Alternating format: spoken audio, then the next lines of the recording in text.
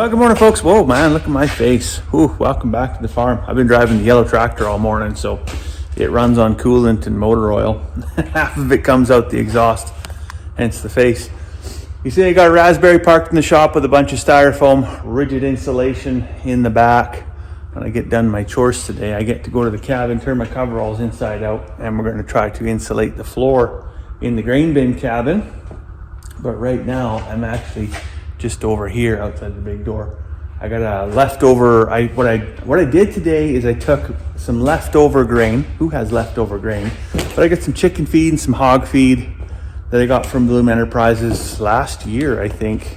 Might have been earlier this year. I can't remember the last time I bought feed. But anyways, I've been moving around these couple 3 bags of, just quarter bags or whatever with the tractor all the time because they're in the way. And it's like, you know what? The only thing that's going to eat any of this stuff here right now is probably the chickens. So it's all just going to go to, it's all just going together. So I basically just dumped all the bags into one bag. Now I got it on the big square pallet. I'm going to put it in the grain bin, and then I'll be stocked up for, another couple months here just to feed the chickens. And then I get three big totes, mini bulk bags out of the barn, because that was getting a bit out of hand, I would say. The other thing that was out of hand was the lifting capacity on the old Massey. It's got more lifting capacity than it has weight. So it can basically, the bucket can come up more than the back tires can hold down. And last week or somewhere thereabouts, we bought a whole lift of OSB. We're working on projects. And I try as I might with the yellow tractor there, I could not get it off the trailer. Because that's what I wanted to put in the barn. I wanted to get the grain bags out, put the OSB in, then it's under shelter, and it doesn't get snowed on or rained on. It is that time of year, right? I couldn't lift it up. Back tires were right off the ground. So I ended up hand bombing however many 60 some sheets of OSB this morning, 7/16 OSB. So that was about as much fun as it sounds. And then anyways, so now I got all my commingled grains on the front of the tractor there. I'm gonna get it dumped into the big white shed. This is actually the first time I've ever done this with the yellow tractor. The yellow tractor being so much smaller, so much shorter, and having such a reduced lifting capability. If I took a full bag of grain, which is 2,000 pounds, I don't even think I'd get it off the trailer. So when I get those big ones, before I bought the big International over there, what I would have to do is I would have to pull the trailer right in here and take a 5-gallon bucket and 5-gallon bucket a whole bunch in there.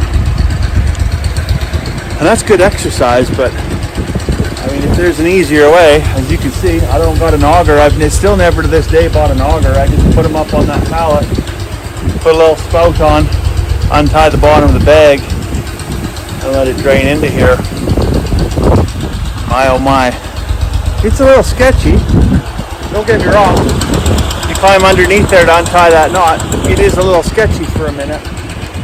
There's a lot of stuff that gets done at arm's length, but it works. I tell you, you know what's crazy? We get groceries, like expired groceries from the grocery store every week. We can feed it to the animals, we feed it to chickens, pigs, things like that. Fruit, vegetables, bakery stuff, bit of meat for the dogs.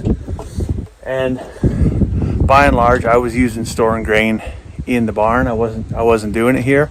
But last winter, I put some bread and stuff in here, and I forgot about it actually, because I wasn't going in here. I completely forgot about it. And I just want to show you this right here, Dempster's bread. This is the bread you buy from the grocery store. This has an expiry date, January 16th. There's no mold on this bread. It is squishy. I would put this bread in the toaster right now if I didn't see that tag. It looks like it's as fresh as the day it come right out of the store. Tell me that's healthy for you. All right, well, I should have filmed this last night, but I did all this in the dark. But I got this rigid, 2-inch thick, rigid styrofoam down on the floor, coated it with OSB, spray foamed around the outside.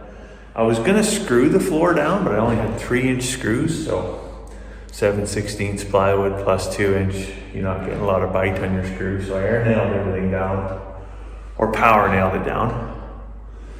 And I think we're ready for framing and spray foaming. Spray foam on the wall. That'll be next spring's project. This is as far as we're gonna make it this year.